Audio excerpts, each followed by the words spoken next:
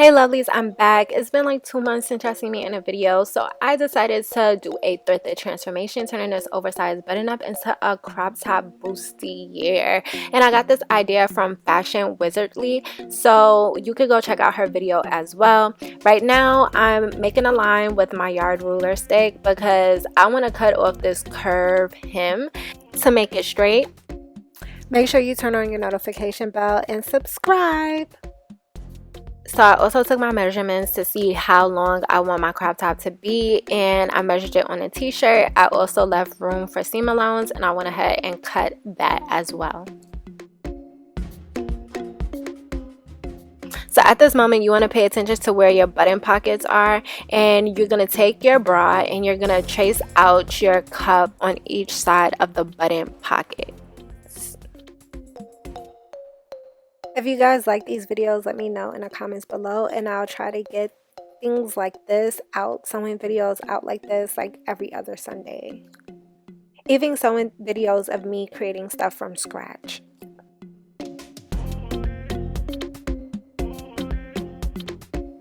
So I'm filling out my button pocket and I'm beginning to trace my other cup on this side. It may be hard to see my trace, but I'll soon zoom in and hopefully you can see it a little bit better. Yours may be a little bit different depending on how big your bust is. So you're only going to cut out the top layer. So this layer, only the top layer. You're not going to cut the bottom because there's 2 layers. You see how you still see my bottom layer? It looks duller than the top. You're only going to cut out the top layer and you're going to cut those cups. I used the first cup that I cut out to cut out my second cup.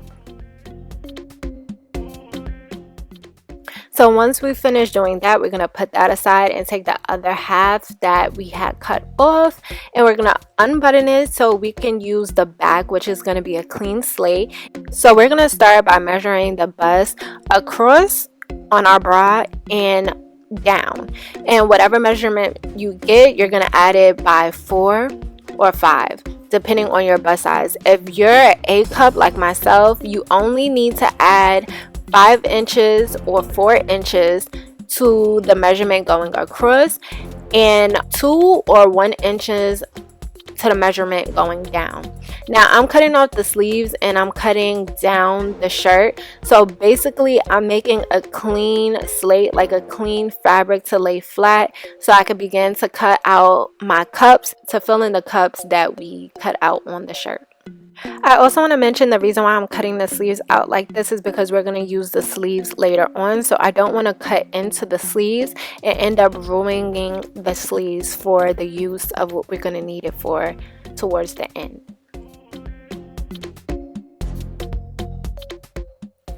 So like I said, this is where I messed up. I measured 5 inches for my bust going across, and I measured 4 inches for my bust going down. Now the 5 inches across, making it 11 inches, was fine because we're putting elastic there, so you could draw that in. If you're bigger, like let's say a D or whatever the case may be, then of course you want to add 6 to 7 inches. But for me, I'm an A cup and that was just too much inches going down. The 4 inches going down was just way too much. It gave a saggy booby look, a saggy booby effect. So if you're A cup, I just advise doing 2 inches down the max. Even 1, I could have even got away with just 1 inch going down added to my original measurements, but just a heads up for those that's in the itty bitty committee. Now at the bottom of your rectangle that you created with those measurements, you're gonna curve the bottom. So basically once you finish curving the bottom, it should look like a half oval, and for us in the itty bitty committee, it will look like a half circle. And I'm gonna take that piece and I'm gonna use it as a template to cut out another piece. So at the end you need to have 2 pieces.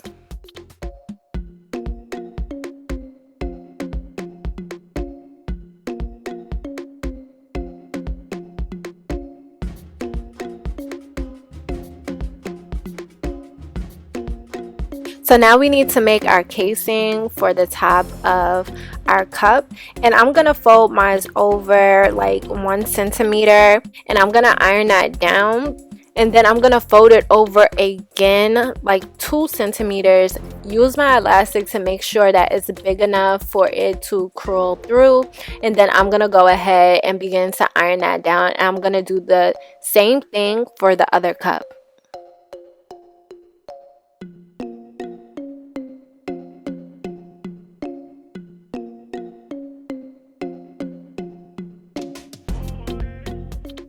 I'm just showing that it's measuring out to 2 centimeters.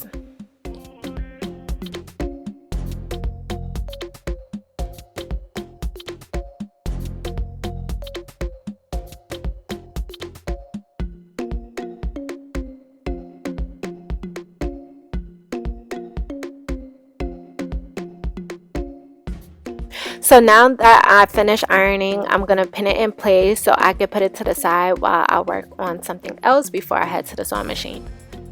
So to figure out where my sides are, I'm using the bra seam and I'm flipping up the straps for the back to make sure I mark where the seam is. Use my ruler to mark it down, and then I'm going to begin to cut, leaving seam allowance because you don't want it too tight like how mine's ended up being. I should have left like 2 centimeters, probably 3 centimeters worth of seam allowance because it was a little too tight.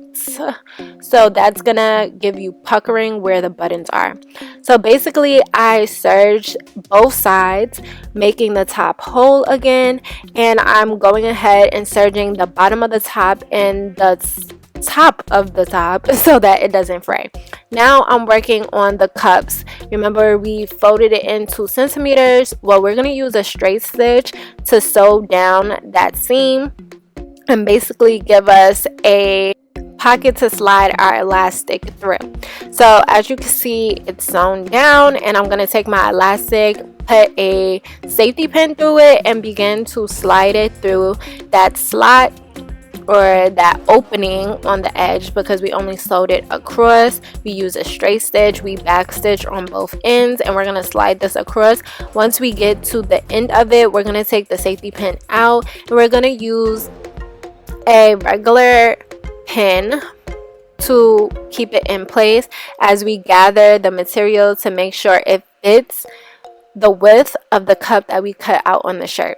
So I'm showing it again. I'm sliding the elastic through, I'm gonna pin it down, and I'm gonna put it to the cup so I know where to stop gathering the fabric. Once it fits inside the cup, leaving a little bit of space for seam allowance, I know that it's going to be just fine, and I pinned that side so I could go to the sewing machine and do a straight stitch back and forth where the elastic is, where those pins are, and that way the elastic stays in place and that part is gathered and it won't go anywhere. So like I said, I'm using a straight stitch. I'm going to begin and take the pin out, go down, reverse, stop where the elastic ends, go back up, go down, go back up, and that is making sure that the elastic is secure. I'm going to do the same on the other side, and then I'm going to do the exact same thing. I'm repeating those steps on the other cup.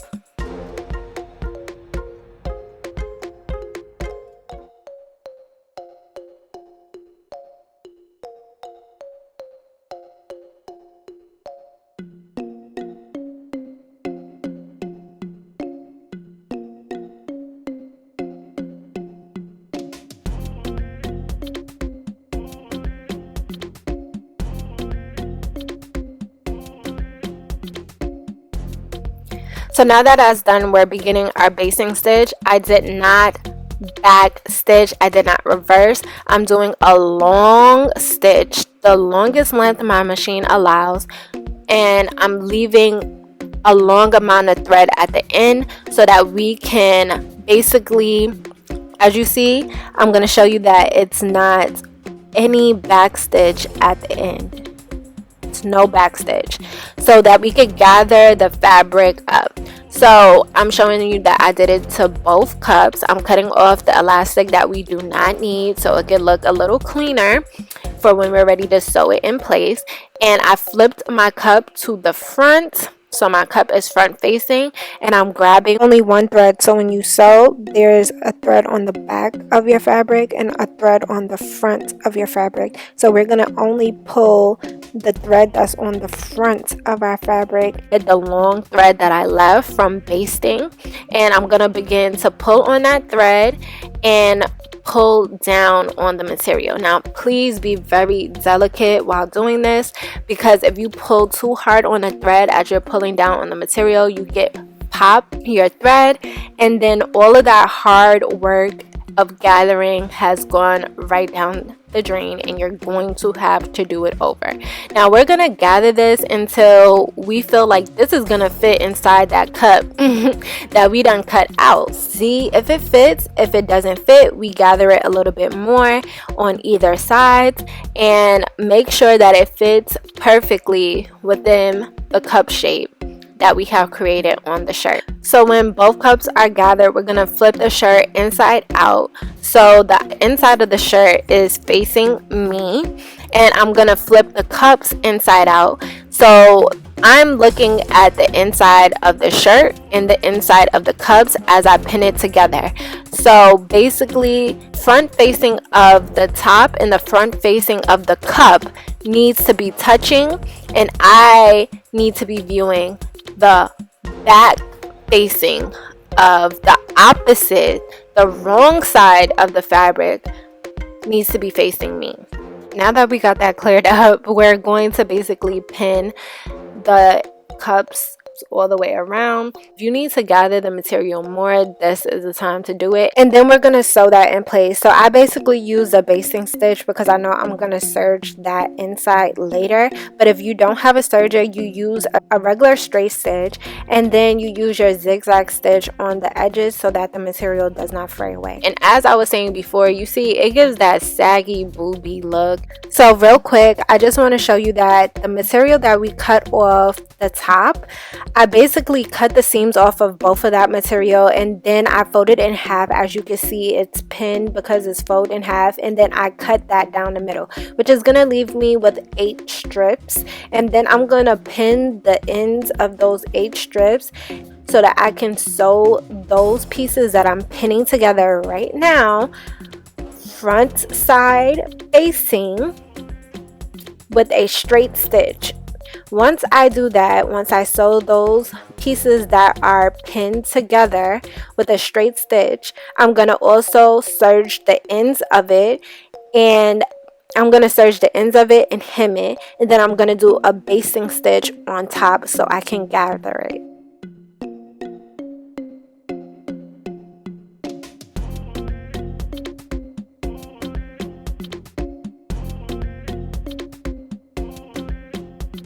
So basically that is what that looks like. As you can see, the end is serged and hemmed, and I have my basting stitch that I'm pulling on now and gathering the material so I can make a ruffle.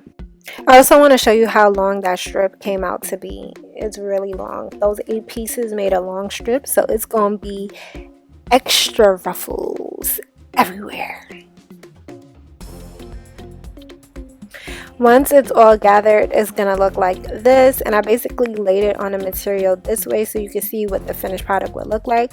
But we're gonna have the ruffle right side facing right side, so I'm flipping the ruffle up so I can pin it in place to the bottom of the top, leaving an inch at the end so that I could basically serge the end and hem it.